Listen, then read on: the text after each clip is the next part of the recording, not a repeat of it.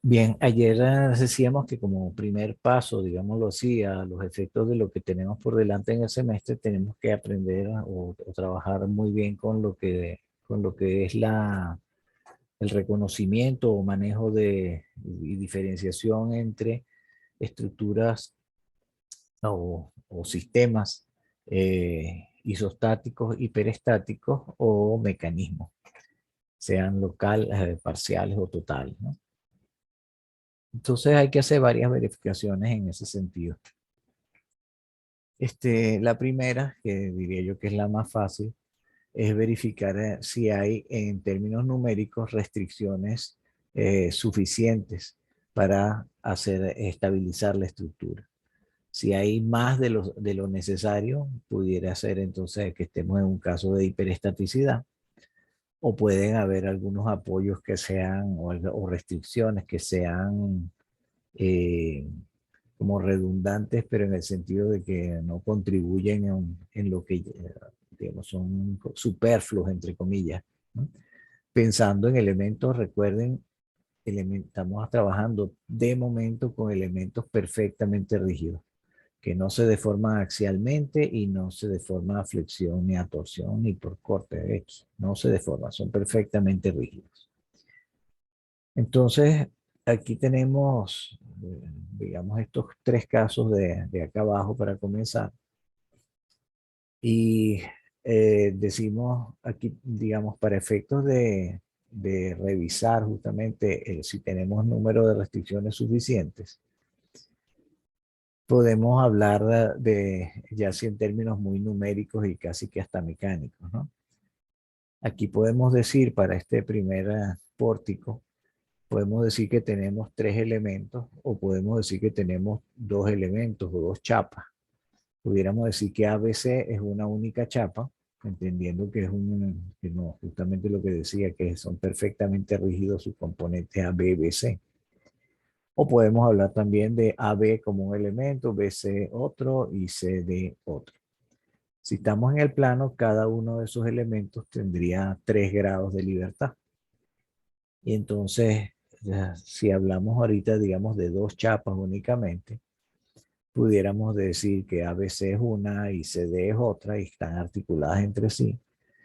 Y viéndolo entonces como dos elementos, diríamos que esos dos elementos, si no hubiese ninguna restricción, ni con tierra ni entre ellos, cada uno tendría 3 grados de libertad. Y para dos elementos, entonces tendríamos un sistema de 6 grados de libertad. ¿Okay? Eh, Esos 6 grados de libertad, nuestra evaluación y de entrada, me parece que es muy fácil para ustedes visualizar que este es un sistema isostático. Pero en todo caso, ¿dónde están nuestras restricciones allí para a los efectos de ver qué es cancelar esos 6 grados de libertad justamente, ¿no? Entonces, tenemos que aquí en A tenemos una articulación que está impidiendo el desplazamiento horizontal y el desplazamiento vertical. Está permitiendo la rotación, pero de momento hablemos solamente de las restricciones. Entonces aquí ya tenemos efectivamente dos restricciones. Una articulación a tierra tiene efectivamente, impone 2 grados de dos restricciones y ya digamos que anula 2 de esos 6 grados de libertad que tenemos por ahí. Aquí en D también tenemos el mismo tipo de apoyo. Hay dos restricciones. En una de desplazamiento horizontal y otra vertical. Entonces ya por aquí tenemos 4. Esto es lo que llamaríamos unas restricciones externas. Ahora, esta articulación viene a ser más bien una restricción interna. ¿Y qué está restringiendo esta articulación? Y nuevamente, ella está, en este caso, al ser interna, está haciendo restricciones relativas de una barra respecto a la otra. Entonces, por una parte, está restringiendo el desplazamiento vertical relativo de esos dos extremos de, digamos, de barras que llegan allí a C, o están restringiendo su desplazamiento vertical relativo, pero también está restringiendo el desplazamiento horizontal relativo de entre las dos barras. Entonces, esta restricción relativa horizontal es una restricción realmente, y la horizontal es otra restricción relativa.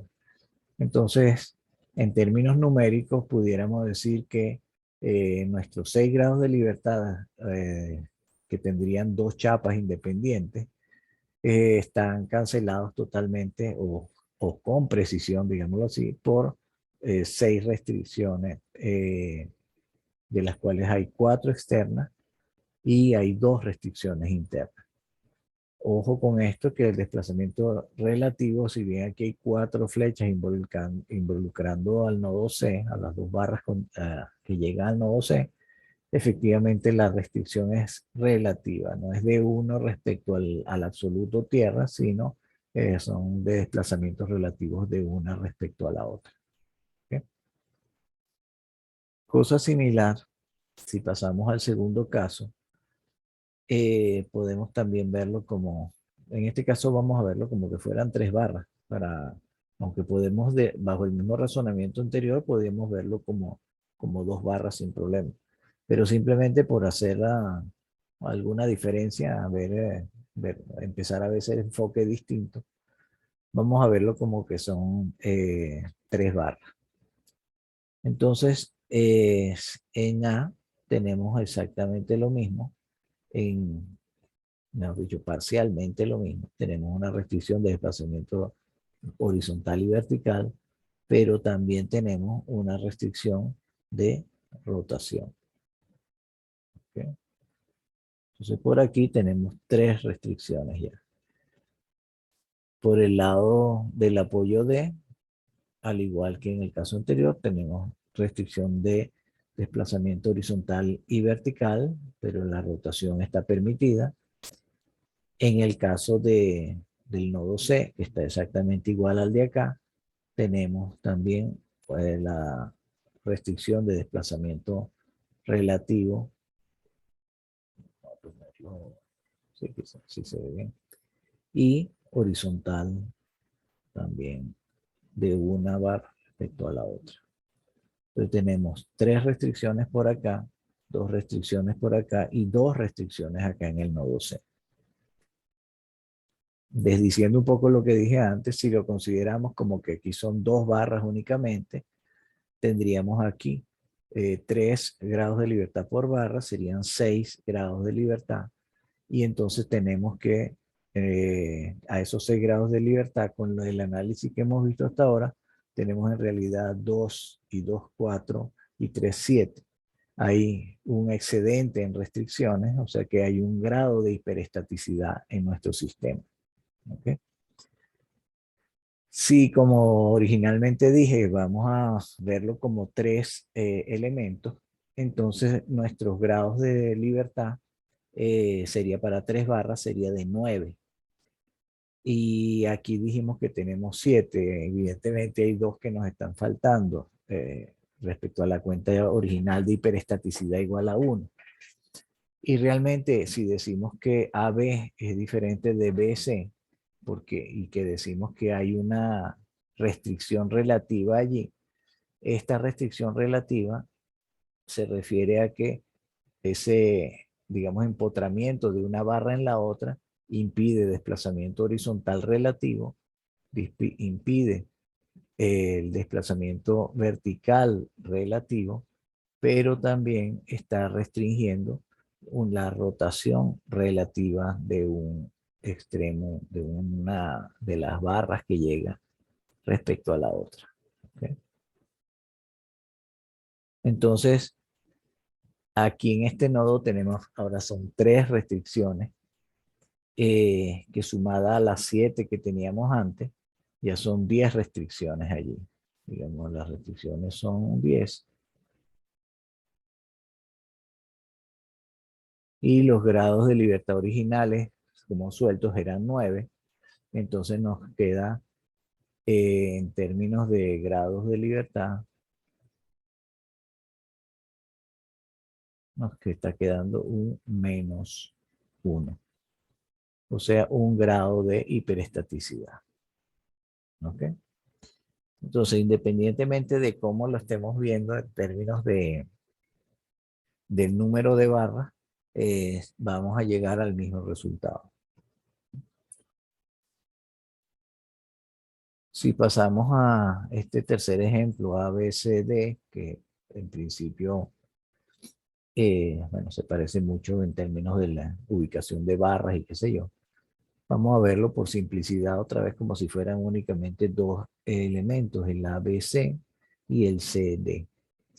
Entonces, nuevamente, aquí hablamos de una restricción a la rotación respecto a tierra, ¿ok? Y una restricción de desplazamiento horizontal, una restricción de desplazamiento vertical. En el nodo C tenemos una restricción relativa en cuanto a desplazamiento vertical y restricción relativa respecto a desplazamiento horizontal. Por no, y digamos de una respecto a la otra y de una respecto a la otra. Entonces aquí tenemos para 6 barras, estamos teniendo, perdón, para 2 barras tenemos 6 grados de libertad y aquí estamos teniendo 1, 2, 3, 4 y 5 restricciones, con lo cual nos está dejando, nos dice que nos está faltando una y aquí es evidente que podemos tener un desplazamiento en este sentido. Esta barra no hay quien le impida rotar en torno al nodo C. ¿Okay? A efectos nuestros, esto es un mecanismo. Si bien vemos, si vemos ABC como que, bueno, de por sí es un, digamos, lo podemos ver como un elemento isostático, eh, el hecho de que tengamos esta barra en términos, digamos, de no estabilidad, ya nos dice que, bueno, decimos que nuestro sistema es un mecanismo. Entonces, para definirlo como tal, no necesariamente todos los elementos del sistema tienen que movilizarse. Aquí, de hecho, pudiéramos decir fácilmente que si colocamos por acá una restricción de este tipo, ¿sí? Colocamos un rodillo acá, y ya nuestra estructura pasa a estabilizarse. Y con esto estamos añadiendo únicamente una restricción al desplazamiento horizontal de este nodo. Y justamente de la cuenta que teníamos antes, completamos con la restricción y entonces numéricamente ya estaríamos en una estructura isostática.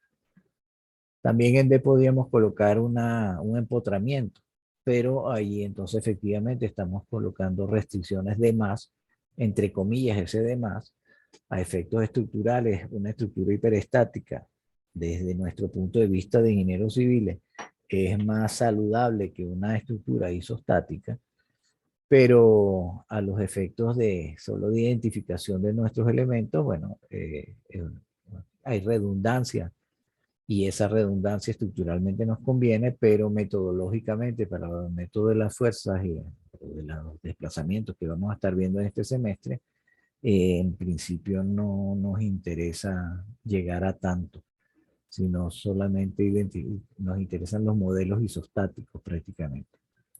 Y en nuestros ejercicios, en esencia, van a consistir en estructuras hiperestáticas y a las cuales vamos a identificar justamente esas redundantes para cambiarlas de restricciones como tal a unas fuerzas que equivalgan a las reacciones de esas redundantes, por decirlo así. Profe, Diga. ¿puede repetir un momento lo que significaría una estructura de un mecanismo? La definición de mecanismo como tal. Sí, El tema es que lo puede ver como un elemento o un conjunto de elementos que tienen posibilidad de desplazamiento así sea de pequeños desplazamientos, entendiendo que estamos hablando de sistemas compuestos por barras perfectamente rígidas. ¿Ok? Si lo vemos acá, Vale, gracias. quizás no es una definición muy de libro, pero si lo vemos acá, con este último ejemplo, que es el más evidente, es que esta barra puede, digo, este nodo puede desplazarse horizontalmente. Cada punto, permítanme hacerlo de esta manera, un punto, digamos que si yo aplico una fuerza en alguna horizontal, en alguna parte de la barra CD, digamos que este punto pudiera estarse moviendo, a ver si lo puedo ver un poquito mejor.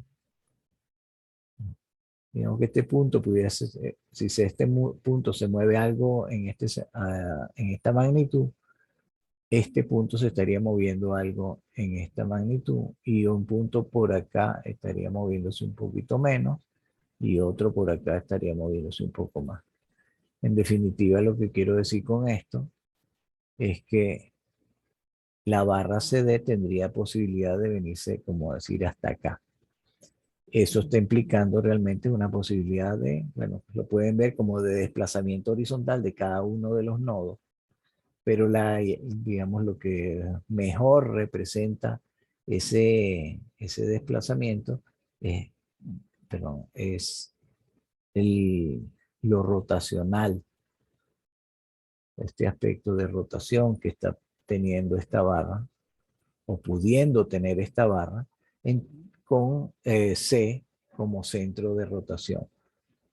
Entonces, de hecho, yo pudiera calcular aquí que si eh, la barra rota un radián, entonces el desplazamiento aquí del punto D sería un radián por la longitud de la barra CD. ¿Okay?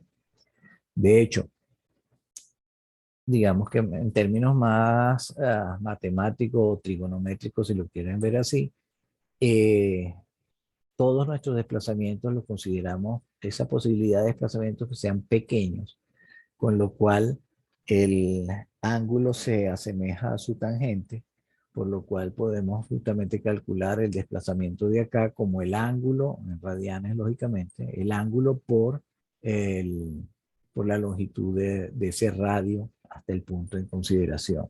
¿Okay? Estrictamente hablando, sería la tangente del ángulo por el radio. Pero en nuestro caso, como justamente diciendo que son ángulos muy pequeños, entonces la tangente del ángulo la asemejamos al ángulo propiamente dicho en radianes. ¿Ok? Em,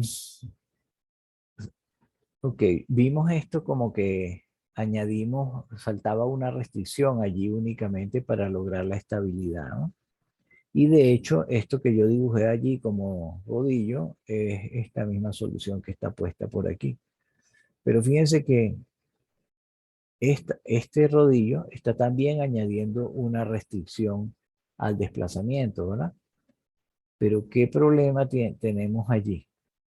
Que este tipo de apoyo, lo que me está aportando es una posibilidad de, digamos, está haciendo una restricción de desplazamiento vertical. ¿Ok?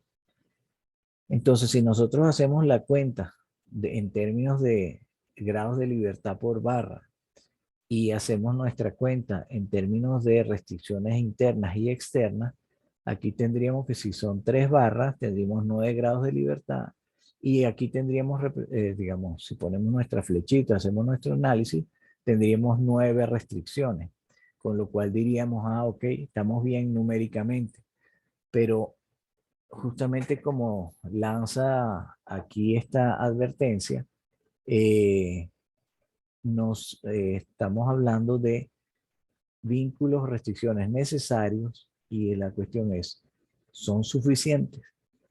Entonces aquí tendríamos los 9 necesarios si lo vemos 3 barras o los 6 necesarios si lo vemos como 2 barras, pero esta condición no es suficiente porque aquí estaríamos no limitando la posibilidad de desplazamiento horizontal.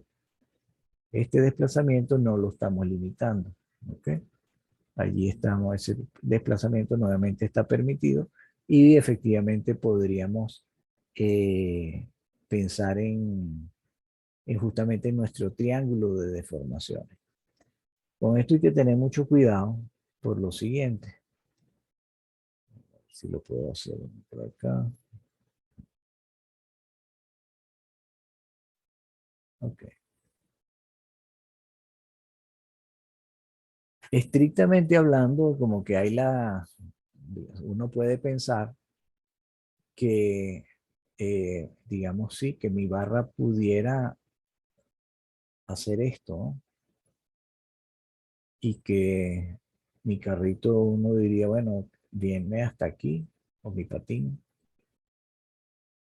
disculpen lo feo, pero es para no demorar.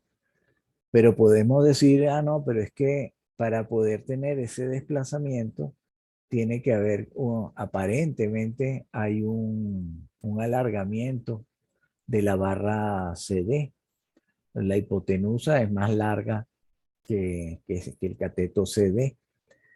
Pero recuerden, aquí es donde entramos en nuestras consideraciones de restricción, ¿no? De, de hipótesis, que nuestros desplazamientos son muy pequeños.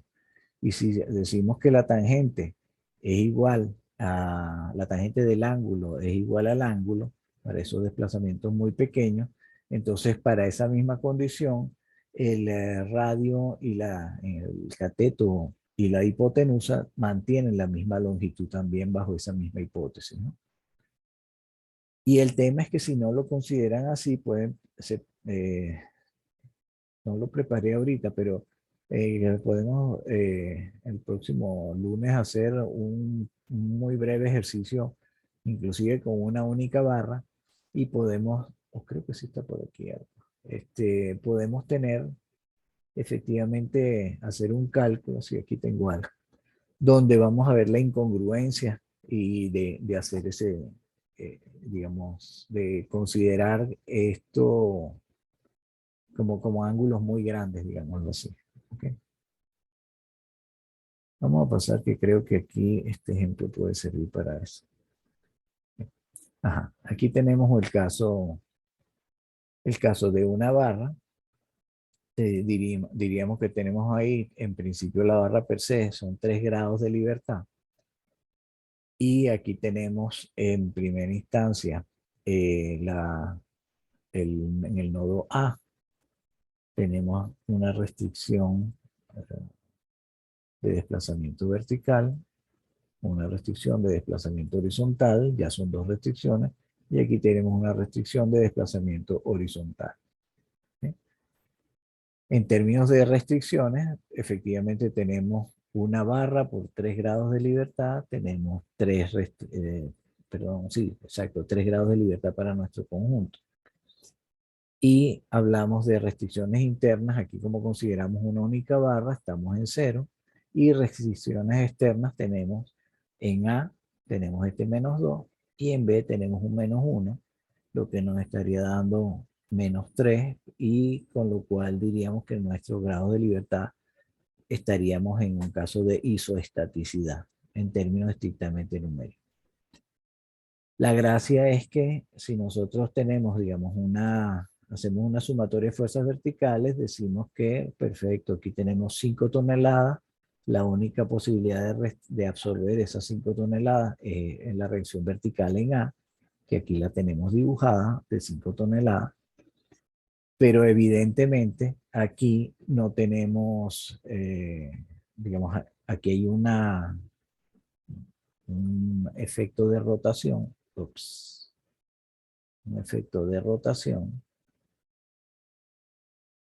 quizás ahí no sé, el mejor sitio para dibujarla, no sé, pero en alguna parte esto va a estar rotando de alguna manera. Podemos ponerlo allí o podemos ponerlo aquí pensando en que, bueno, como está el par aplicado quizás en torno a este centro, esa sea su posibilidad de lo que estaría como una hélice rotando alrededor, una hélice ahí toda descentrada.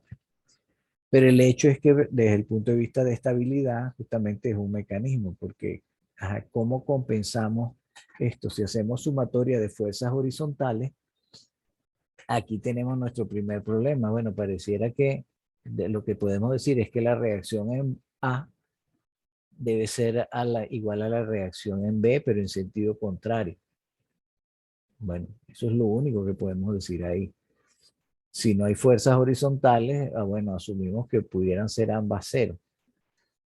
Pero eso, pongamos cualquier valor que en un extremo y en el otro, en términos de justamente de fuerzas, y no, digamos que tengamos unas reacciones, vamos a decir que sea, o decimos que son estas reacciones, así valgan ambas cero o tengan cualquier valor, no importa mucho, pero los efectos de la revisión de momentos, si hacemos sumatoria de momentos aquí en cualquier parte de la barra, efectivamente vamos a tener que ese momento persiste, lo cual dice, bueno, hay una rotación allí. La única forma de cancelarlo sería teniendo o alguna fuerza que lo anule de alguna manera y que uno pudiera pensar una reacción vertical aquí en B, en este apoyo. Eh, pero el patín que tenemos aquí dibujado no es capaz de aportarlo. La otra alternativa que tendríamos es pensar en esto está girando en este sentido, entonces que tuviésemos una rotación, que aplicáramos un momento en este sentido, de manera que anule esta rotación. Pero este momento nos lo puede dar un empotramiento o un patín que hubiésemos colocado aquí y no este patín articulado. En definitiva, a lo que vamos es a que aquí tenemos las restricciones necesarias si lo comparamos con nuestros grados de libertad, pero en definitiva no son suficientes para estabilizar nuestra estructura. Entonces ese es un primer aspecto que tenemos que tener claro. Podemos hacer nuestras evaluaciones en términos de la estructura que tenemos, sus grados de libertad totales y las restricciones externas e internas que van ahí asociadas, y parecer que tenemos lo suficiente, pero no serlo. Ahora, si tenemos que nuestras restricciones son menores a los grados de libertad, ahí no tenemos que hacer más verificación. Simplemente si numéricamente no alcanzan, lo que tenemos entre manos es un mecanismo. Si nos alcanzan o inclusive pudieran parecer excedentes, pero eso no quiere decir que nos hayamos librado del problema del mecanismo. Pudiera ser. ¿Ok? Entonces, conclusión como tal es, si tenemos más grados de libertad en barra suelta que restricciones, es un mecanismo. Punto. De todo lo demás, no podemos estar seguros si no hacemos un análisis un poco más detallado. ¿Ok? Ese análisis detallado entonces comienza por identificar lo que son los centros de rotación, que es el nuevo aspecto que vamos a estar manejando, que creo que no lo han tocado en semestres anteriores. Corrígeme si han hablado antes de esos centros de rotación. Por ejemplo, para esta barra, este sistema que tenemos aquí, el centro de rotación evidente está en A. ¿Okay? Entonces, A es un centro, lo que llamamos un centro instantáneo de rotación. ¿Okay? Sería aquí en A. Y todo lo se refiere a que pueden darse efectivamente pequeños desplazamientos en torno a ese punto. Lo característico allí es que digamos, los desplazamientos son linealmente, digamos, tienen un desarrollo lineal en función del ángulo. Entonces, nuestro elemento, pudiéramos decir que puede moverse en este sentido o indistintamente en este sentido. Siempre entendiendo que estos son desplazamientos muy pequeños. ¿Ok? Entonces, ahí, digamos que el primer aspecto, más, o digamos ya el segundo, el primero es este de la relación numérica entre grados de libertad como elementos sueltos contra las restricciones a las que está asociado nuestro sistema. Tenemos eso, número suficiente, es verificar que sea suficiente y los necesarios y suficientes. Ahora, como les decía, el segundo paso es identificar este concepto de centros instantáneos de rotación. ¿Pudieran ustedes, por favor, decirme algunos si han escuchado ese término antes?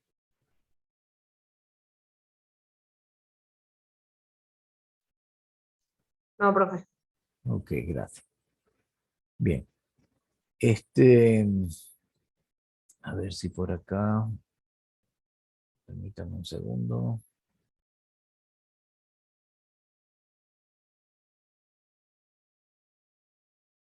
Ok, aquí tenemos otra lámina. Aquí lo que estoy representándoles efectivamente, si tenemos una articulación, una barra que llega a una articulación, a los efectos del análisis, en esencia, toda articulación a tierra es un potencial centro de rotación. ¿Ok?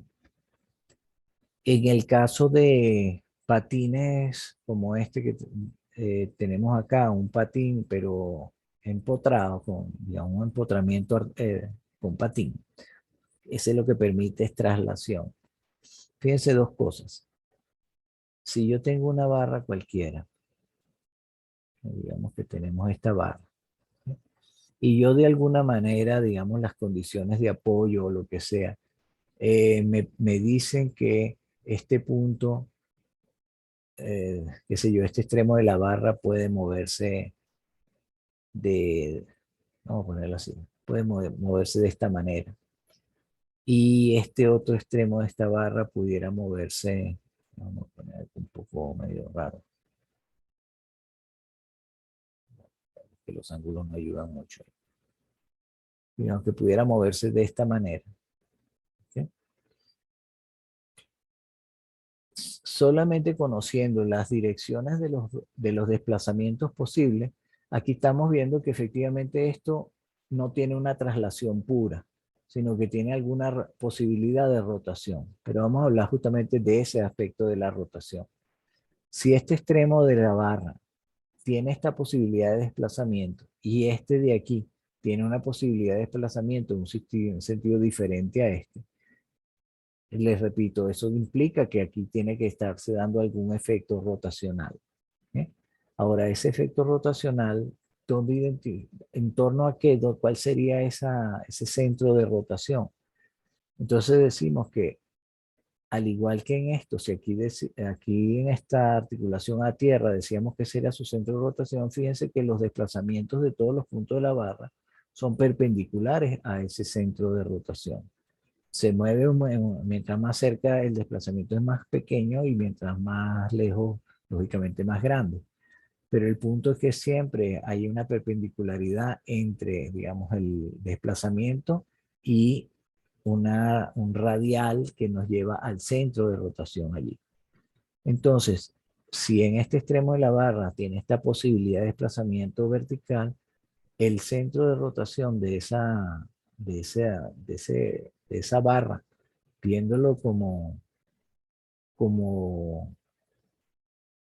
eh, como que este es el desplazamiento de ese extremo de la barra, en alguna parte en esta línea que estoy pintando en naranja, debe estar el centro de rotación de esa barra. Ahora, para este extremo, pues, podemos pensar justamente lo mismo. El centro de rotación, para que sea compatible con este desplazamiento de este extremo con esta dirección, también es perpendicular efectivamente ese, a, ese, a esa posibilidad de desplazamiento. Entonces aquí lo que es evidente es que me quedo un poco corto con esta flecha, vamos a poner un poquito más acá, y decimos que si esta barra efectivamente tiene esta posibilidad de desplazamiento en este extremo y lo mismo ocurre en este extremo, entonces mi centro instantáneo de rotación tendría que estar aquí. ¿Ok? De manera que efectivamente, si yo muevo esta barra en torno a este punto, este nodo se me estaría desplazando, ¿no?, radialmente, en este sentido, perpendicular a ese radio, y este extremo se me estaría desplazando perpendicular a este radio que también lo está uniendo. Con eso no tendríamos ni alargamientos ni acortamientos de la barra, que es una de las condiciones justamente de rigidez perfecta que tenemos que considerar en nuestro ejercicio. ¿Ok? Profe, Ajá, ¿y qué pasaría si en algún ejercicio hay 3 o 4 restricciones, por ejemplo, y alguna de las líneas no coinciden en el mismo punto? ajá. Sí, vamos a responderle un poco en el sentido contrario. Si esta misma barra decimos que, vamos a volver a ser consistente, digamos que esta barra a su vez dijese que este punto de esa barra tiene posibilidad de desplazamiento en este sentido, porque hay alguna restricción que lo obliga a que solamente se pueda mover en ese sentido, entonces tendríamos ahí, siguiendo nuestro análisis, diríamos, bueno, este punto con este desplazamiento, su centro de rotación debe estar perpendicular a esta línea que acabo de poner ahorita. Lo cual nos llevaría, voy a poner otros colores distintos, a que el centro de rotación, si trato de compatibilizar este nuevo desplazamiento con el de acá arriba, diríamos que el centro de rotación debería estar aquí. Pero si lo trato de compatibilizar con este otro de aquí abajo, entonces el centro de rotación debería estar aquí.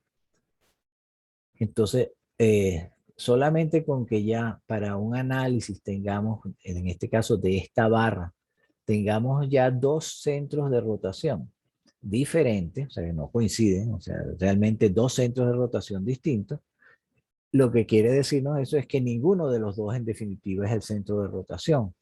Y entonces esa barra lo que nos dice nuestro análisis es que esa barra no puede rotar. ¿Ok?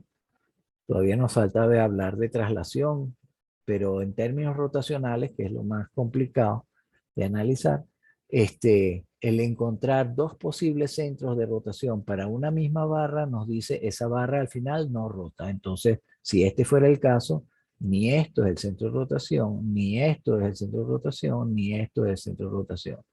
Y si mis cuentas del sistema completo me dicen, y este fuera mi sistema completo, me dicen que tengo digamos que fuera este mismo caso, una única barra con 3 restricciones, y encuentro que tengo 3 restricciones también, y encuentro esta condición de que los centros de rotación no coinciden, o no hay un único centro de rotación, entonces estamos ante una estructura que es por lo menos estable. De hecho, sería estable e isostática. ¿Ok? Ok, gracias, profe. Por nada. Podemos ver nuevamente. Ajá, sí. Vamos a venir nuevamente a la estructura que teníamos antes. ¿Ok? Tenemos esta estructura de acá. Recuerden que todo este análisis que estamos haciendo no implica cargas. O sea, quiero decir, es una condición geométrica estricta. O sea, no importa que estén aplicadas las cargas o no que provoquen esos desplazamientos. A los efectos nuestros, claro, cuando vamos a calcular con carga, necesariamente tenemos carga. Si no tenemos carga, todas las reacciones son cero y no entramos en ningún detalle. No hay nada que calcular y nada que diseñar, ¿no? Entonces esto de tener la carga aquí, bueno, en principio olvídense de ello, ¿no? Vamos a hacer el análisis de esta condición que tenemos acá. Vamos a ver acá.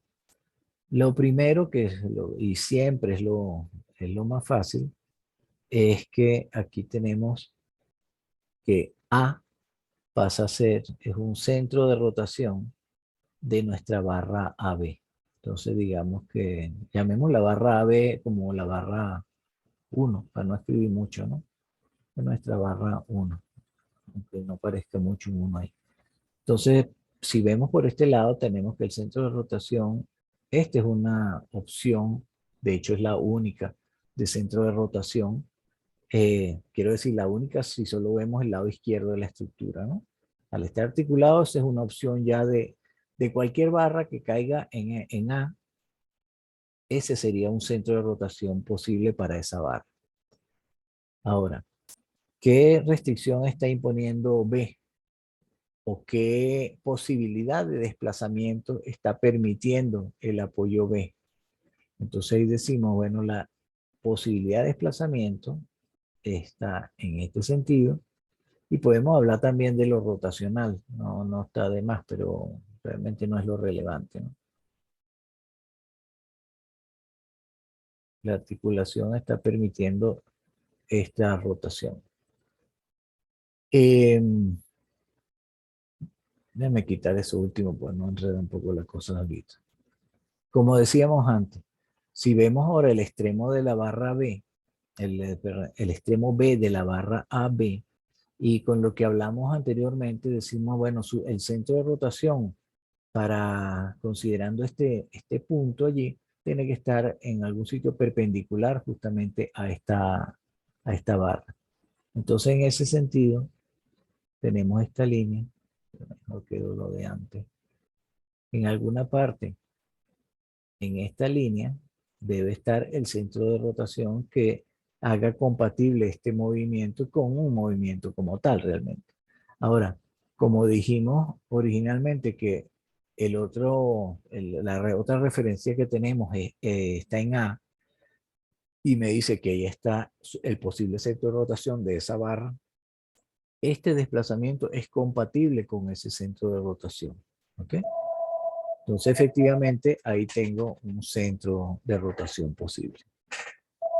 Esto a lo que me lleva es justamente a que si bien aquí, como habíamos dicho antes, teníamos 3 grados de libertad y 3 restricciones, el hecho de que exista un único centro de rotación definible para esa barra que tenemos allí, nos dice que efectivamente esto es un mecanismo. ¿Ok? Fíjense que si nosotros rotamos esta articulación y la ponemos, voy a borrar aquí todo un momento. Digamos que nuestra articulación ahora la colocamos, o nuestro patín, lo ponemos, digamos así de lado. No necesariamente horizontal, ¿no? Y lo ponemos aquí de lado. Ahora, la restricción que tenemos allí, lo que nos permite es este desplazamiento de acá, paralelo justamente al plano del patín. Y si tengo entonces, sigo manteniendo que aquí tenemos, viendo esto de aquí, esto sería el centro de rotación de esta barra, pero ahora viendo la condición de desplazamiento de B, entonces decimos que, bueno, él puede estar desplazándose, perdón, su centro de rotación tiene que ser en algún lado perpendicular justamente esa posibilidad de desplazamiento. Entonces el centro de rotación de esa barra, para poder rotar, tendría que cumplir con estar aquí en A o estar en alguna parte de nuestra línea amarilla de acá. Como vemos, esa no es posible tener una solución única, con lo cual decimos que si tenemos ese patín así volteado, ya no con un plano vertical, entonces otra vez nuestra estructura ya la estabilizamos simplemente cambiando el ángulo de nuestro apoyo por acá. ¿Ok? La idea de nuestras estructuras no va a ser cambiar esos ángulos, sino que si tenemos una condición de este estilo, vamos a tener efectivamente una condición sí de estabilidad. ¿Está claro?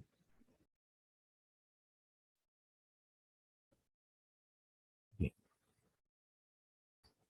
Aquí había otro ejemplo. Esta lámina de acá. Eh,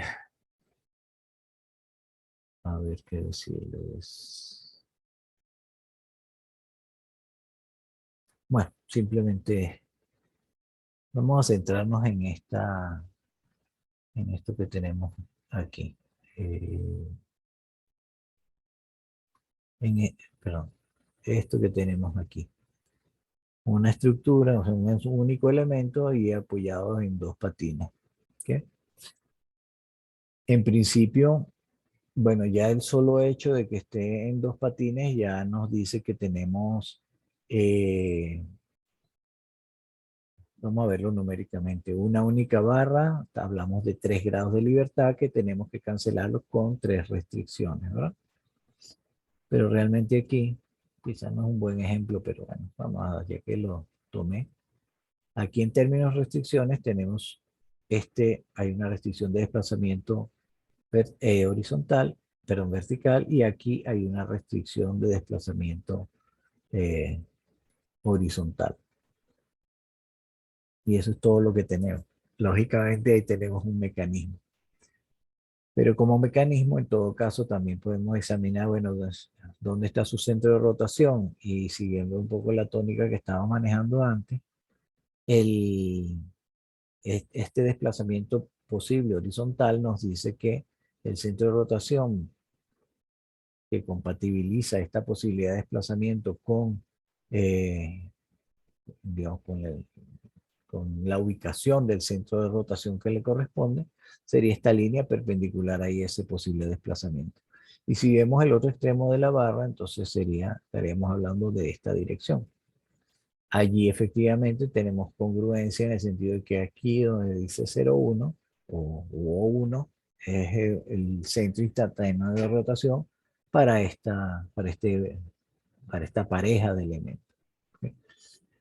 Fíjense que nosotros hablamos siempre, y eso no me canso de insistir, de desplazamientos pequeños, porque la verdad es la siguiente, que si digamos que esto se desplaza hacia la derecha y uno dijera que viene hasta acá,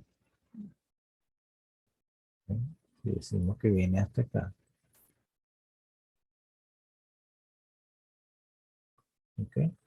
Lógicamente este tiene que estar subiendo, entonces digamos que se viene hasta acá.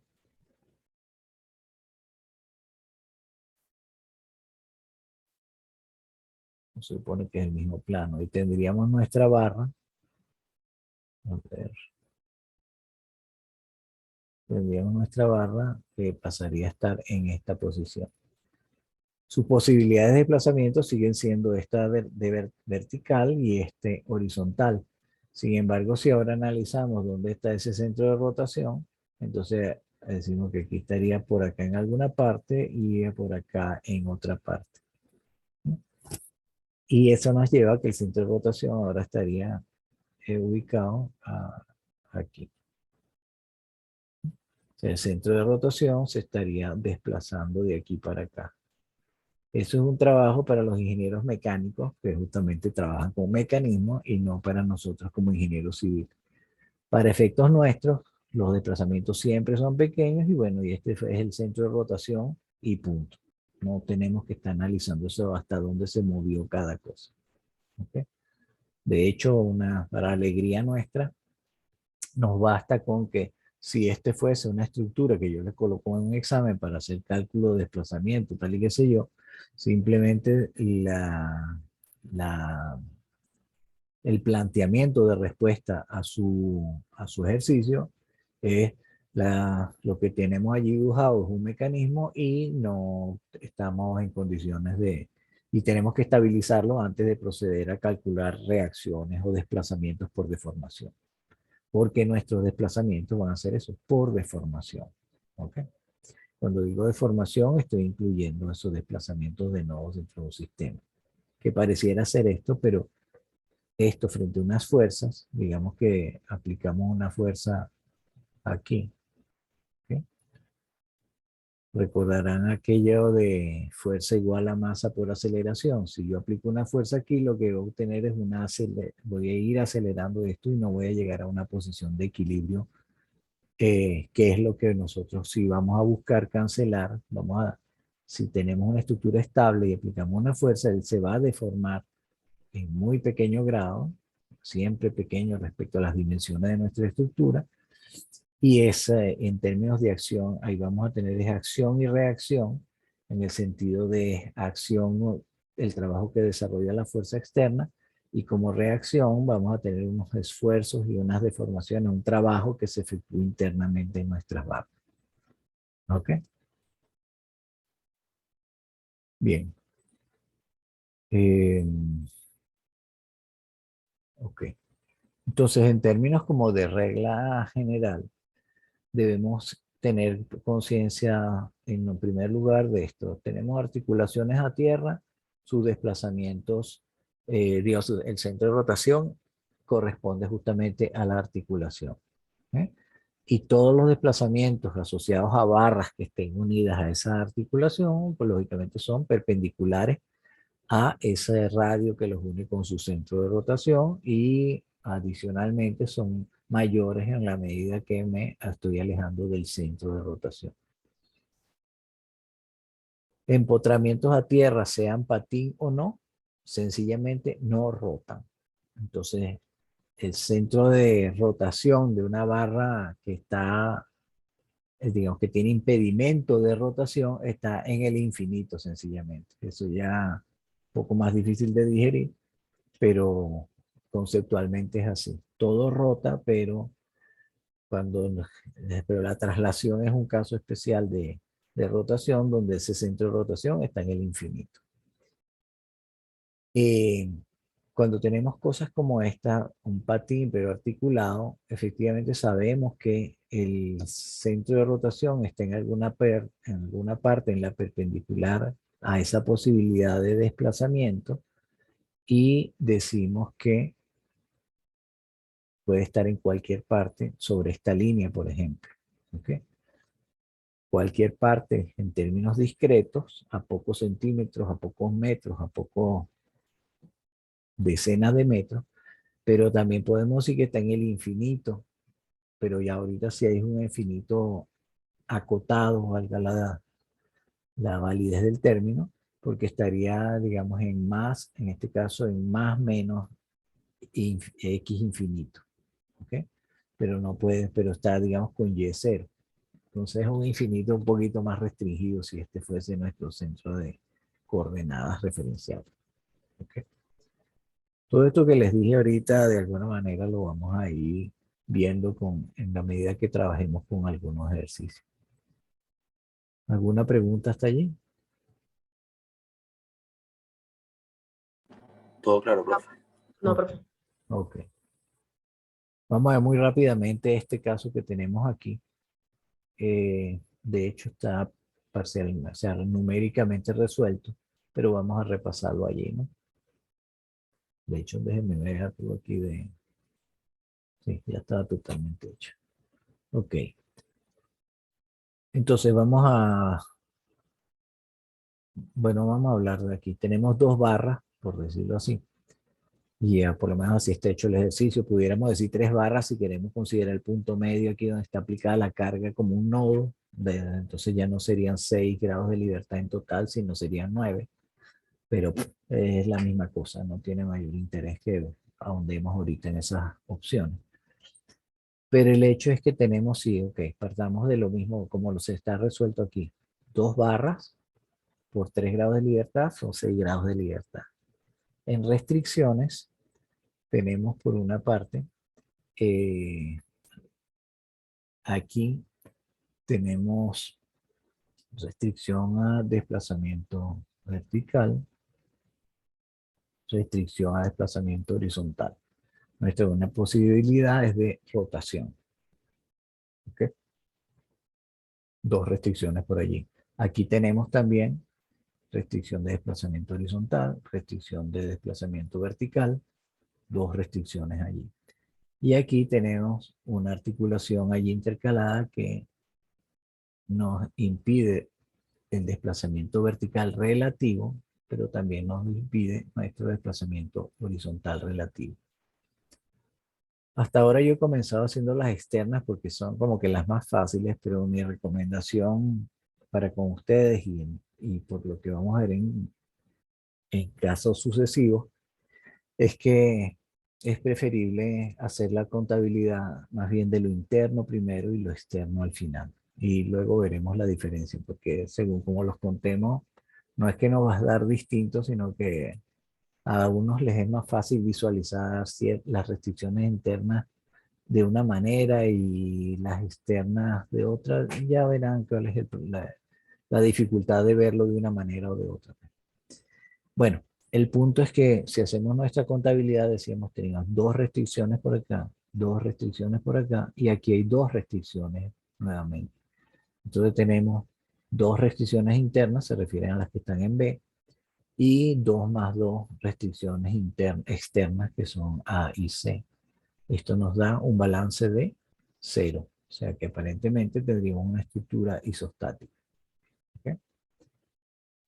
Si hacemos nuestro análisis ahora, más bien desde el punto de vista de centro de rotación, decimos aquí hay una, vamos a verlo de esta manera, aquí tenemos una articulación, entonces esto diríamos que es el centro de rotación de la barra 1, vamos a llamar a esta la barra 1, esta es nuestra barra 2. Este sería el centro de rotación de la barra 2. ¿Okay? Y en términos de desplazamiento, esta barra pudiera rotar, pero lo que tenemos, que lo deben ver con claridad, es que este extremo de la barra AB tiene posibilidad de desplazarse perpendicular a la línea que lo une con su el centro de rotación de esa barra, mientras que esta otra barra, el extremo B de la barra BC, también se puede desplazar perpendicularmente al radio que lo une con el centro de rotación de esa barra justamente. Y estos dos desplazamientos son efectivamente compatibles. ¿Ok? Con lo cual, O2 es una posibilidad real de centro de rotación y O1 también lo es. De allí tenemos justamente el, el que aunque numéricamente aquí tenemos el número suficiente de restricciones, no tenemos las restricciones suficientes para, pero bien, tenemos las necesarias, pero no en cantidad, pero no suficientes porque digamos que por decir algo, deberíamos cambiar algún tipo de apoyo, algunos de estos apoyos, de manera de que incompatibilizar los desplazamientos de este nodo visto por ambas caras, por ambos elementos contribuyentes, ¿no? Una opción clara digamos, para convertir el ejercicio como en un ejercicio que fuese estable, pudiésemos decir, digamos, que esto en vez de ser así fuese más bien de esta manera. Si yo coloco ese apoyo en vez de allí, lo coloco un poco más arriba o un poco más abajo, ¿no? Sigue siendo el mismo tipo de apoyo, pero ahora la posibilidad de desplazamiento de aquí ya no es tal. Ahora pasa a ser perpendicular a ese centro de rotación, pasa a ser de este tipo. ¿Sí? Y esas dos, sostenerlo de los colores un poquito, estas dos posibilidades de desplazamiento de ese nodo no son compatibles. ¿Okay? Por este lado decimos que el desplazamiento es estrictamente vertical, su posibilidad, y esta nos dice que para tener componente vertical necesitamos una componente horizontal de desplazamiento, que aquí no existe. Lo cual nos dice que efectivamente esto no es, digamos, esto no es un mecanismo ya se estabilizó. ¿Ok? Entonces aquí hay una incompatibilidad de desplazamientos. Lo podemos ver también de la siguiente manera. Eh, el, eh, Vamos a ponerlo con las líneas amarillas que habíamos estado usando anteriormente. Si vemos la barra 1, pero este extremo B de la barra 1, perpendicular a ella, decimos que el centro de rotación debía estar en alguna parte en esta línea, ¿ok?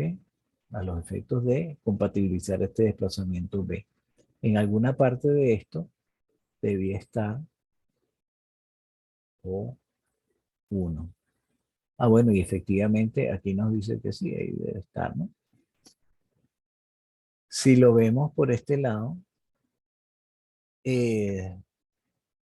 decimos para que este movimiento sea, digamos, posible, ¿ok? Decimos, bueno, el centro de rotación debe estar en alguna parte perpendicular a él. Entonces, perdón, decimos que debía estar en alguna parte. Esto ya es de O2. Se me fue un poquito de ángulo, pues, pero bueno, asumimos que está en línea con eso. Entonces, estas dos líneas nos dirían, bueno, ¿dónde está el centro de rotación de la barra 2? Entonces, decimos, como lo habíamos dicho antes, aquí debe estar O2. Pero nuevamente usamos otra vez partiendo de unos desplazamientos que son incompatibles. ¿Okay? Entonces, para que este punto, para, digamos, es que sencillamente este punto o tiene este desplazamiento, esta posibilidad de desplazamiento, o tiene esta posibilidad de desplazamiento. Esa incompatibilidad es la que nos dice, bueno, que aquí debería estar, para que eso fuera incompatible, el centro de rotación tendría que estar justamente aquí mismo, en ese nodo. El centro de rotación tanto para la barra 1 como para la barra 2, para que fuesen compatibles, entre comillas, ¿no? Pero ya tenemos un O2 aquí y tenemos un O1 aquí. Entonces esa multiplicidad ya nos dice no hay posibilidad, existe un centro de rotación único, entonces no hay rotación. Yo creo que es más fácil verlo, digamos, los centros de rotación probables referidos a las articulaciones a tierra, y a partir de allí ver más las incompatibilidades de desplazamiento. Entonces creo que es más fácil visualizarlo así que estar en muchos casos buscando posibles centros de rotación adicionales. Vamos a cerrar con el análisis de esta figura que tenemos acá. Si bien no hay números completos, pero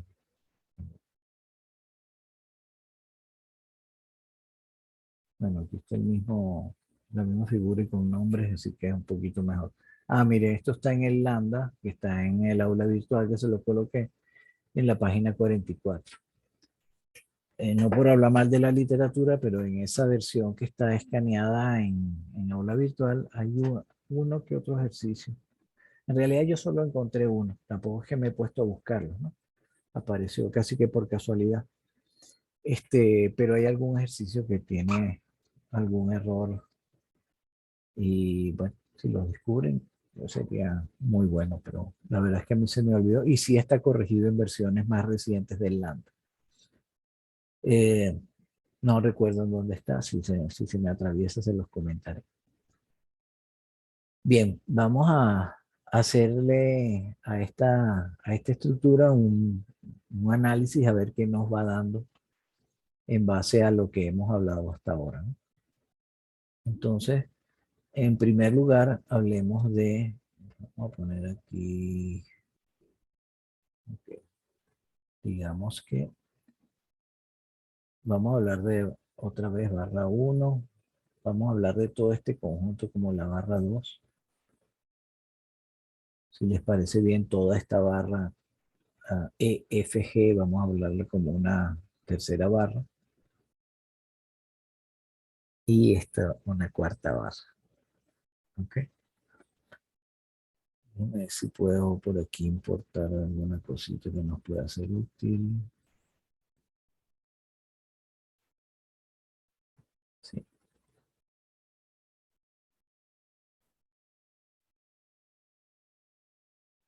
Ok. En este caso tenemos 4 barras. Y aquí tendríamos 12 grados de libertad. ¿Ok? Vamos de momento a...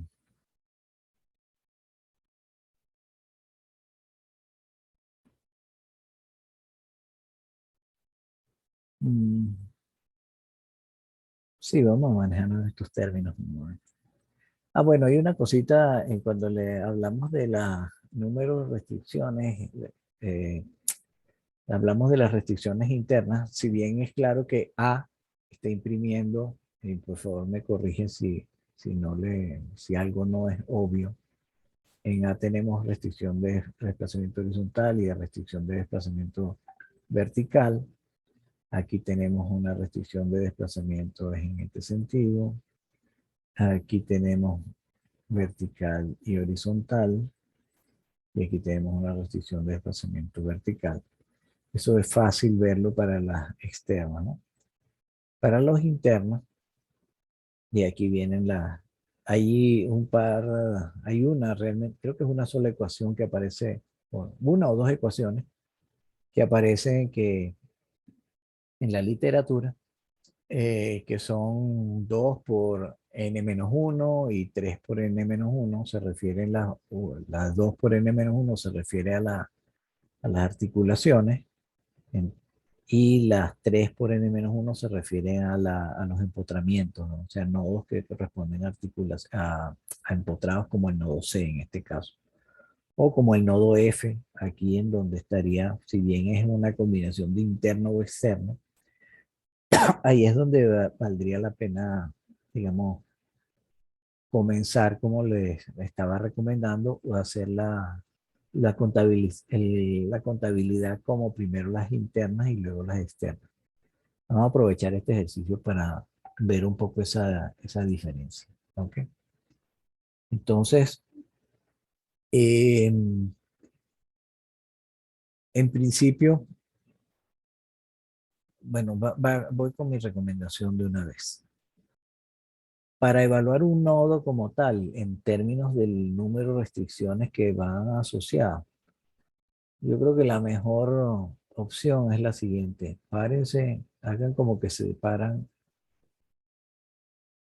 en una de las barras desde la que van a analizar el nodo. Como que ustedes estuvieran en tierra. Este es un punto fijo, es un punto de referencia a los efectos del nodo que van a analizar, lleguen las barras que lleguen a ese nodo, ¿no? Entonces, si ustedes se paran aquí y ven, analizan este nodo, ustedes van a ver que efectivamente están restringiendo, voy a ver, dibujarlo por acá, están haciendo una restricción. ¿Qué control le están poniendo a la barra que pega con ustedes allí? Le impiden desplazarse verticalmente respecto a ustedes y le impiden desplazarse horizontalmente respecto a ustedes. Entonces, y no impiden rotar sencillamente. ¿Okay? Si tuviesen otra barra más llegando a ese sitio, vamos a poner una barra más allí, digamos que esta articulación tuviese otra barra más, lo que ustedes verían que le están haciendo a esa barra, efectivamente es lo mismo, impidiendo el desplazamiento vertical e impidiendo el desplazamiento horizontal. No están impidiendo la rotación. Y si tienen una tercera barra llegando allí, le estarían imponiendo las mismas dos restricciones. De ahí es donde sale, digamos, la ecuación de que cuántas restricciones está imponiendo esta articulación a su sistema. Entonces sería dos restricciones, y fíjense que se la está imponiendo a una, dos y a tres barras, considerándolo de usted. Pero en este caso tenemos n barras, entonces tenemos 2 por el n-1. De ahí efectivamente que está saliendo esa formulita que la van a ver con mucha frecuencia y que, bueno, no tiene mayor dificultad para memorizarla, pero la idea es, lo más fácil es ver, pararse ustedes en una barra referencial de las que están concurrentes a su nodo y hacer el análisis respectivo. Si ustedes se paran, digamos ahora aquí,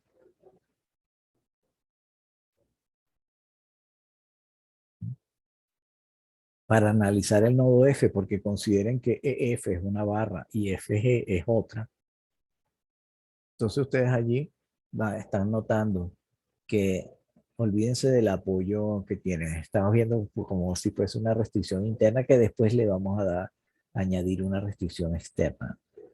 Entonces, si ustedes ven este apoyo, ustedes ven aquí que le están impidiendo el desplazamiento vertical relativo a ustedes, el desplazamiento horizontal relativo a ustedes, pero adicionalmente le están impidiendo la rotación relativa a ustedes.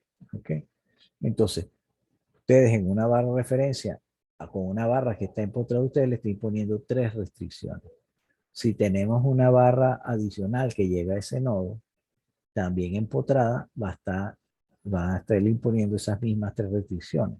Y si tiene otra barra por aquí y otra barra por aquí que llega a ese nodo, son 3 restricciones a cada una de esas barras aportantes.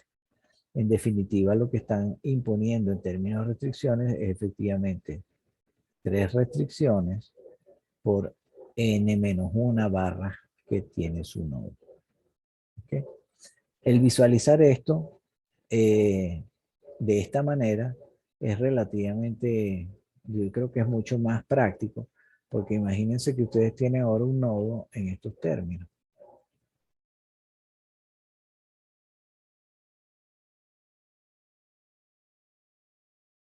Y digamos que lo pintamos inclusive así.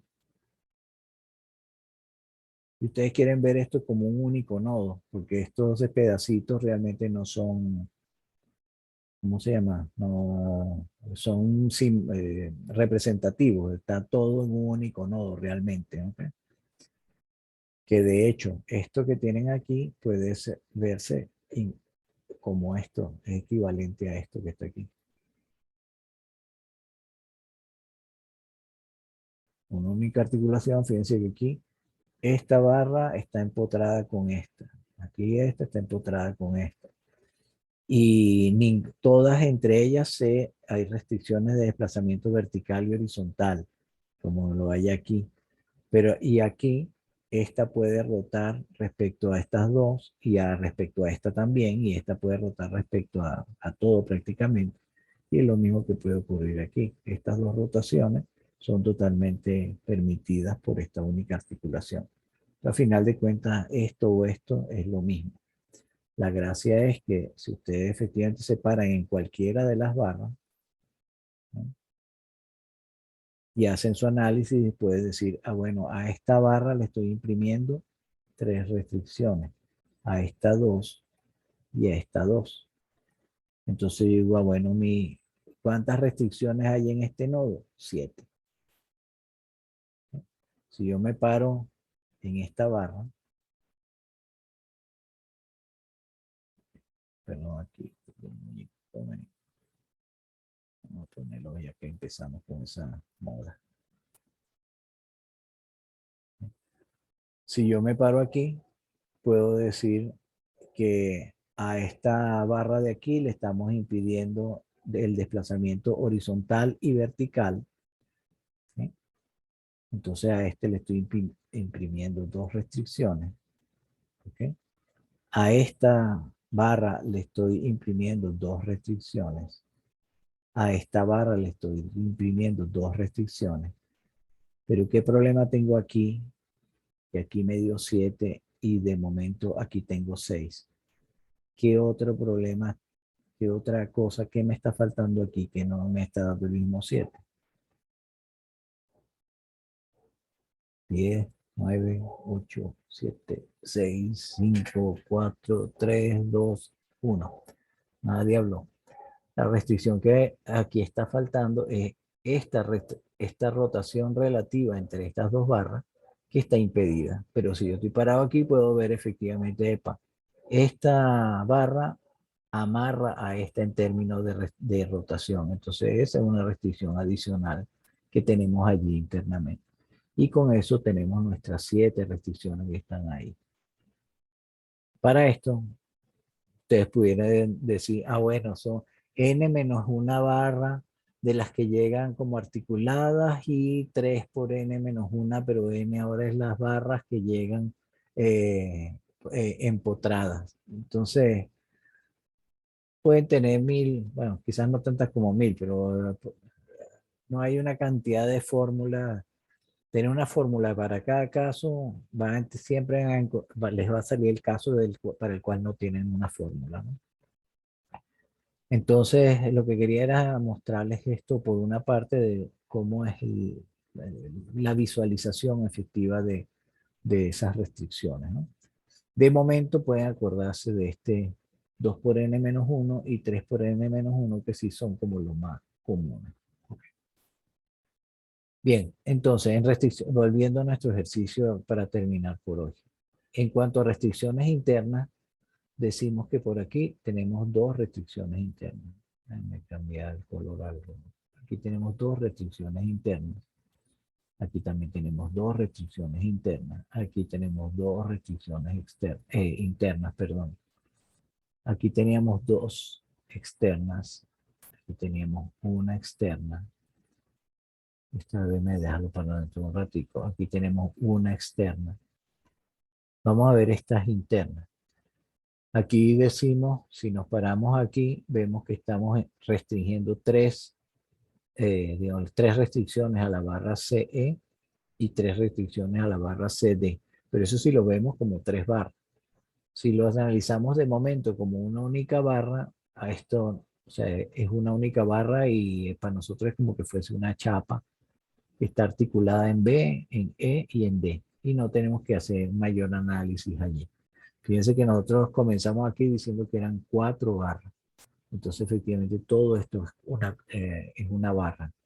No tenemos que hacer un análisis aquí interno.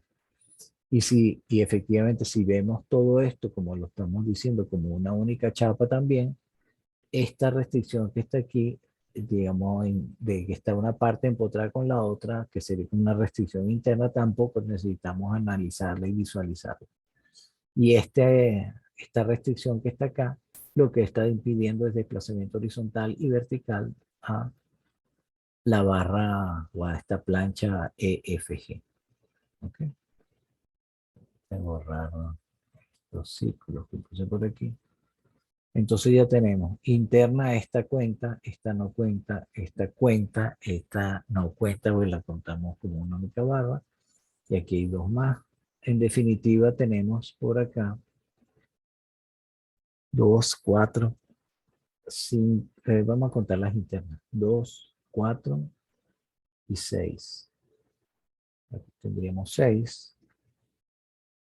Y las externas tenemos 2, 3, 4, 5 y 6. Tenemos 6 por aquí. Vamos a poner aquí el negativo también para ser consistente. Con lo cual aquí tenemos, bueno, una vez menos 6, está la suma. En definitiva tenemos 6, 6, 12. Entonces, aquí esto aparenta ser una estructura isostática. ¿Ok? En términos de que tenemos las restricciones suficientes. Vamos a ver si ahora son las necesarias. Ok. Decimos ahora, aquí decíamos que esta era nuestra barra 1, esta era la 2, todo esto es la 3 y esto es la 4. Ups, 4. Este es O1. ¿Ok? Desplazamientos permitidos. Si vamos recorriendo nuestro camino, sería este para ese nodo, ¿verdad? Entonces vamos a ponerlo mejor aquí inclusive. Okay. Ok, aquí tenemos nuestro desplazamiento permitido sobre la base de que este es un centro de rotación.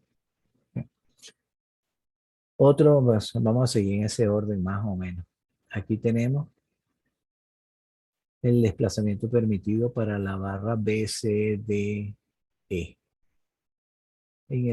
Viendo el punto B. ¿Ok? Con ello, siguiendo más o menos la tónica de colores, la barra 2 debería tener su centro de rotación en alguna parte por acá, pero también en alguna parte por acá. A ver si lo dibujo un poquito mejor. Aquí no tiene mucho que... Según esto, aquí, perdón, cosa, aquí debía estar O2. Efectivamente, sí, para que este desplazamiento se pueda dar, esto que está aquí debía rotar en torno a este punto. ¿Ok? Digamos que si este gira en sentido horario, esto estaría girando en sentido antihorario para que esto pudiese bajar. No, pudiera moverse también el otro sentido y también bajar. Bueno, en todo caso aquí estaría, pero sería en torno a este O2 que está aquí. Vamos a seguir adelante. Si la barra 2 o la plancha 2 tiene este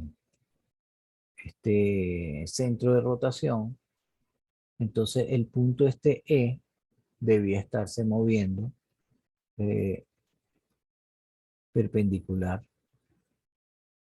a a O2.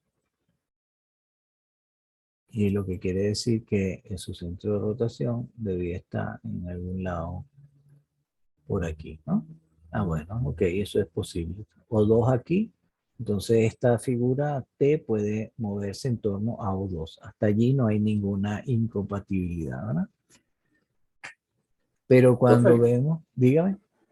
¿puede repetir lo de E, por favor? Ajá. Déjame echar para atrás 2 pasos. Ok. Si la barra 2 o la plancha 2 tiene centro de rotación aquí en O2, ¿hacia dónde pudiera moverse E? Entonces, para saber hacia dónde se puede mover, simplemente trazamos el radio. ¿Ok? Entonces arrancamos de O2 y nos venimos al punto en cuestión. Y de hecho, bueno, me alargo un poquito por no dejar. Pues. Entonces, eh, llego al punto E y si todo está girando, o sea, toda esa plancha 2 está girando en torno al O2, querría decir que todos estos puntos tendrían que estarse moviendo perpendiculares, pero el punto que tenemos allí es realmente este, ¿ok? Perpendicular a el radio que lo comunica con su centro de rotación. ¿Ok? Entonces simplemente es eso. Lo que hemos visto hasta ahora, este conjunto que está aquí pudiera tener, déjenme dibujarlo un momento, tenemos pocos minutos, pero vamos a aprovechar, ¿no? Pudiéramos decir que si este punto, a ver, baja, eh, este punto bajo hasta aquí, por ejemplo, este punto, digamos, si esto está girando en torno a O, está haciendo algo así, este punto se traslada para acá y este punto se traslada para acá. Entonces mi T, digámoslo así, pasaría a ser esta.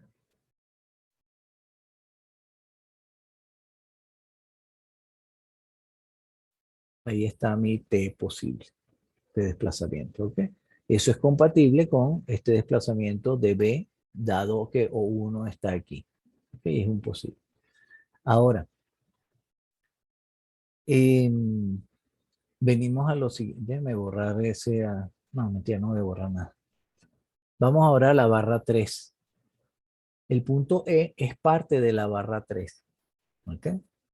Ahora, si la barra 3 decimos que tiene su centro de rotación aquí en la articulación. Aquí estamos. O3. ¿Ok? Sin embargo, estamos diciendo que el punto E puede desplazarse en este sentido, o sea, que tiene su centro de rotación en alguna parte en esta línea. ¿Ok? Pero ya, y eso vemos que no es compatible con un O3 que está ya ubicado aquí en F. De hecho, por una parte podemos ver también que un posible desplazamiento del punto E implica un alargamiento o acortamiento de la barra EF, lo cual no es posible sencillamente, ¿ok? Por el tema de que hablamos de las rigideces infinitas. ¿Ok? Entonces, bueno, ya De hecho, antes de entrar con mucho análisis de este O3 que tenemos aquí, ya ese tema de la rigidez infinita nos dice E no puede desplazarse hacia F, porque implica justamente eso, un cambio de deformación en longitud. ¿Ok? Entonces, ¿qué quiere decir ya ahorita? Que O3 debería haber estado aquí en esta línea también. Aquí ya hay una incongruencia entre esto y esto. Y eso lo que nos dice es que eh, al haber dos supuestas alternativas de O3, lo que significa que no hay ninguna y que entonces consecuentemente este elemento no puede rotar. Al decir que no puede rotar, también a su vez nos venimos en retrospectiva, quiere decir que este punto no puede desplazarse, o sea, bajo ese supuesto de centros de rotaciones. Y al decir que este punto no puede desplazarse, entonces otra vez lleva a que no es, esto realmente no es un centro de rotación y que este tampoco es un centro de rotación. Lo que dice que si este punto está quieto, todo lo demás asociado a la estructura está quieto. ¿Ok? Es estable, digámoslo así. Ahora, consecuentemente, la barra EFG es estable. Y si es estable, es como que en G, vamos ahora a venir a este lado, si es estable, es como que tuviésemos esto. No me importa qué hay más atrás, yo sé que G es estable. Y aquí simplemente tengo como una viga simplemente apoyada.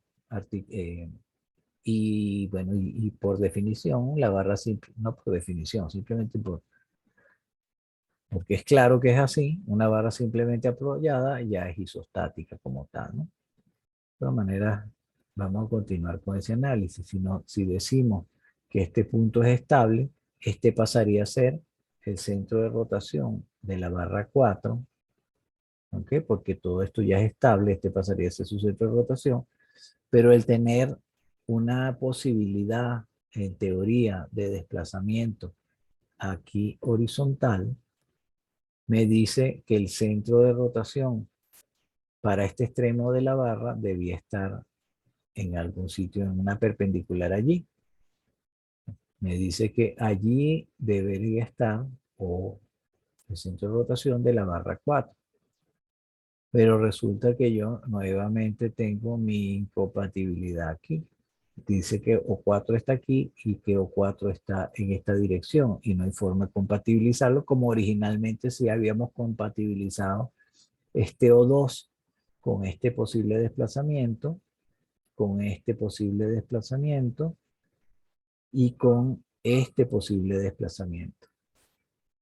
Cuando cancelamos este posible desplazamiento, dadas las condiciones que tiene, como decía, aguas abajo aquí, eh, estamos anulando esta opción y todo está siendo estable. ¿Okay? Como un ejercicio para ustedes, pudiera, quiero decir ejercicio totalmente voluntario, ¿no?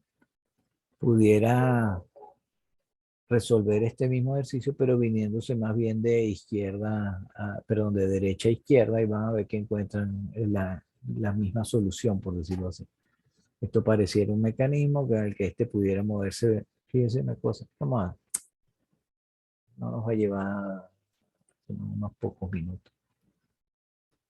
Vamos a verlo al revés, ¿no? Si hablamos ahorita de posibles desplazamientos, aquí tenemos este posible desplazamiento, ¿ok? Con lo cual decimos que el centro de rotación debía estar en esta perpendicular, ¿ok?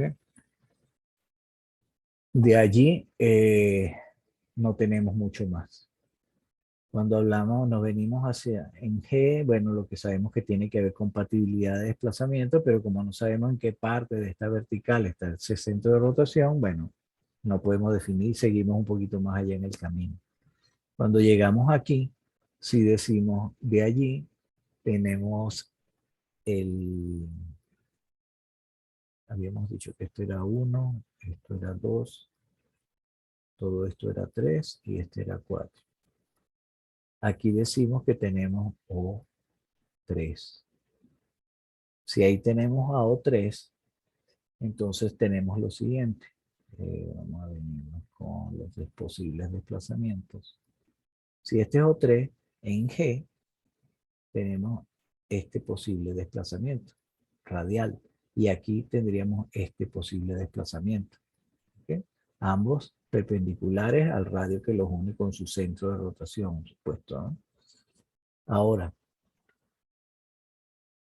que ya, volteando nuevamente hacia atrás, si este G tiene esta posibilidad de desplazamiento y ese G tanto es de esta barra, de la barra 4 como de la barra 3, el de este sería un posible, en esta dirección debía estar el centro de rotación de la barra 3, que efectivamente lo tenemos aquí, pero también de la barra 4 y lo tendríamos aquí. Aquí tenemos a O4. ¿Ok? Bueno, si esta barra se mueve, es en torno a este, rota, es en torno a este O4 que está aquí. Aquí teníamos O3 y ahora venimos para acá. Con esta posibilidad de centro de rotación, perdón, de desplazamiento del nodo E, entonces sabemos que su centro de rotación, está en alguna parte. Extendí bastante así para no quedarme corto después.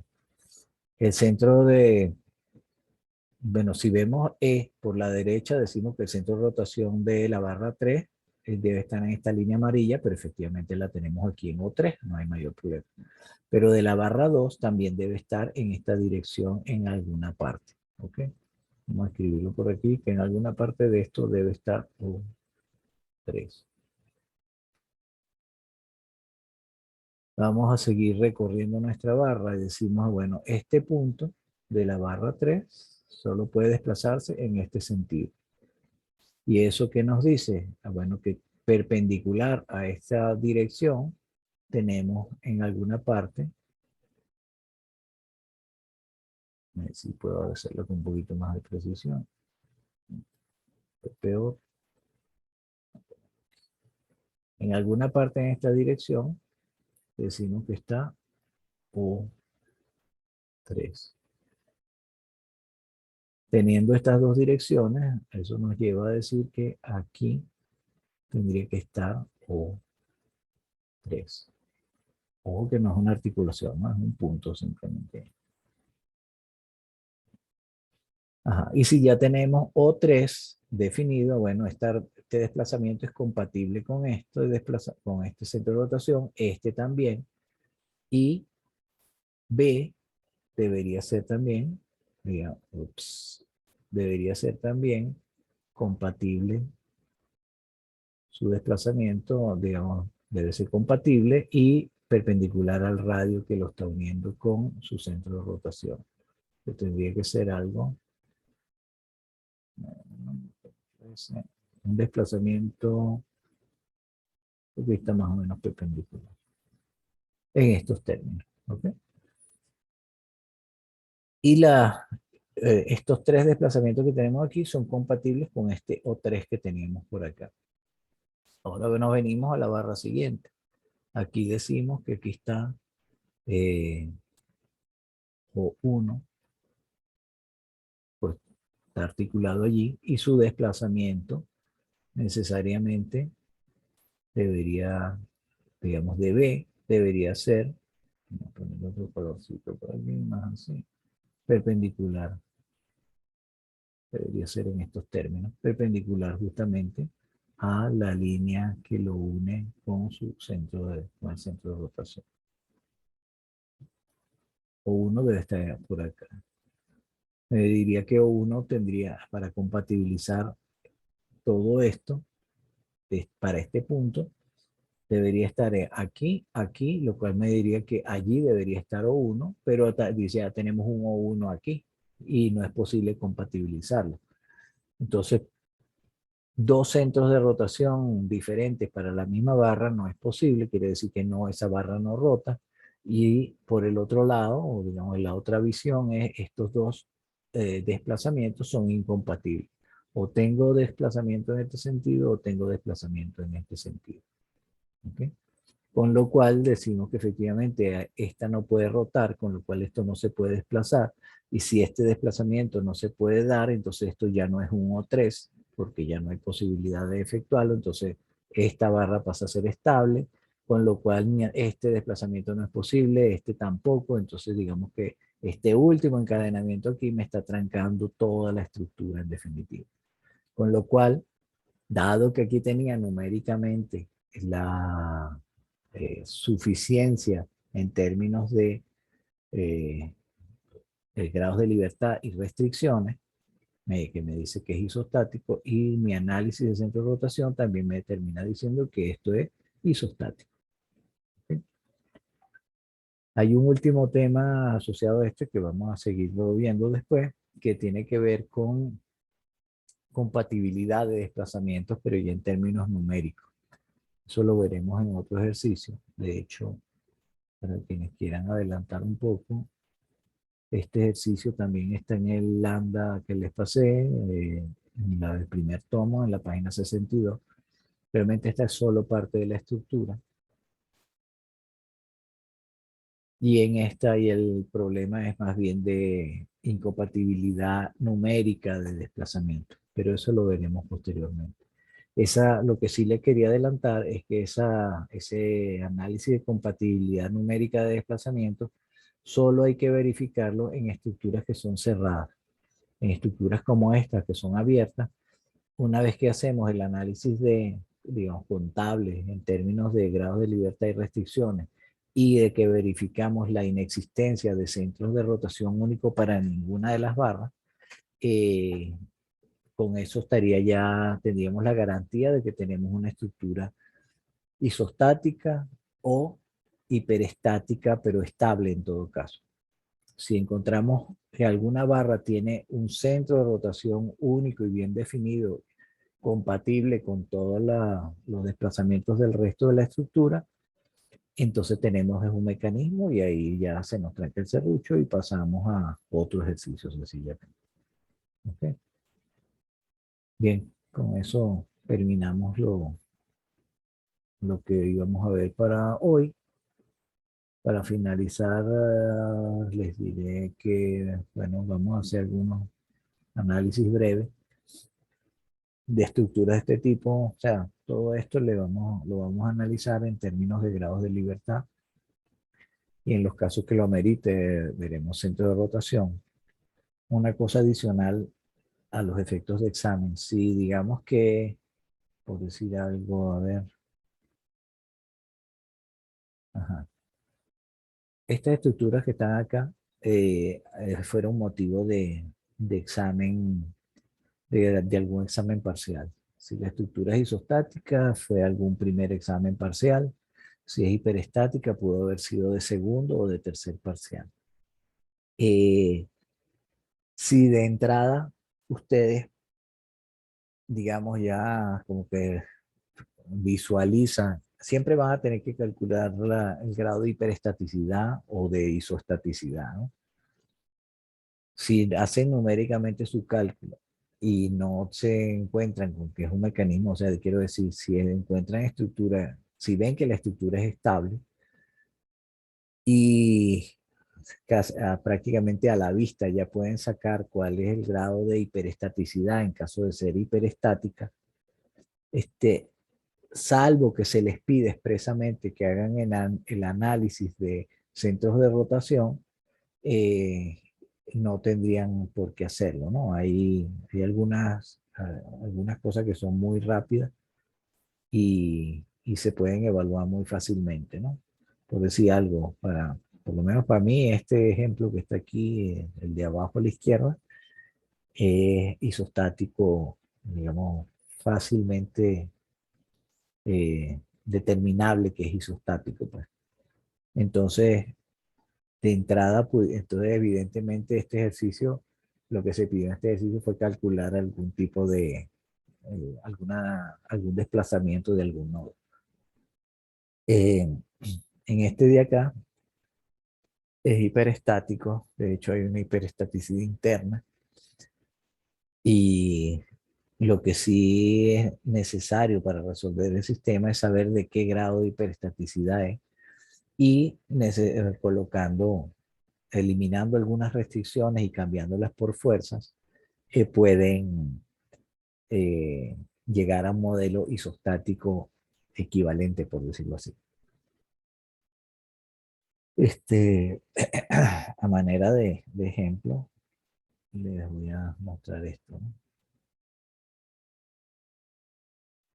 Por ejemplo, una solución parcial, porque no es completa, es que ustedes digan que aquí pueden, yo, bueno, voy a colocar aquí, en vez de tener un empotramiento de barra con barra, coloco una articulación acá y para compensar esa articulación, coloco un par de momentos que me van en sentidos opuestos, que me van a forzar a que el ángulo entre esas dos barras se mantenga a pesar de la articulación que acabo de colocar. Entonces aquí ya respecto al modelo original ya le resté un grado de hiperestaticidad. Si esto fuese de un solo grado de hiperestaticidad, que de hecho hay hiperestaticidad interna, de hecho aquí más de un grado de hiperestaticidad, a ver, hay 2 grados de hiperestaticidad si no me equivoco, pero sería lo ideal que hicieran sus cálculos.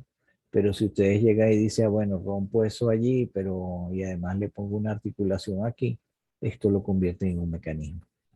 Y se les echó a perder el trabajo, pues, porque esto, la estructura original, sí es, un, sí es estable, pero si colocan esta articulación acá, deja de ser estable. De hecho, aquí digamos, estarían como metiendo excesos de, digamos, las restricciones le van a dar menores de las necesarias. Pero si lo colocan aquí, sí les van a dar eh, las necesarias, numéricamente hablando, pero efectivamente están convirtiendo esto en un mecanismo.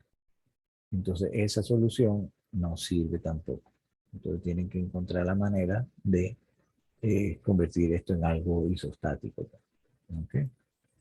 Por la adición de o eliminación de restricciones. Entonces, qué sé yo, pudiera decir que de repente colocan aquí un patín empotrado, que solamente está restringiendo la rotación relativa, perdón, mantienen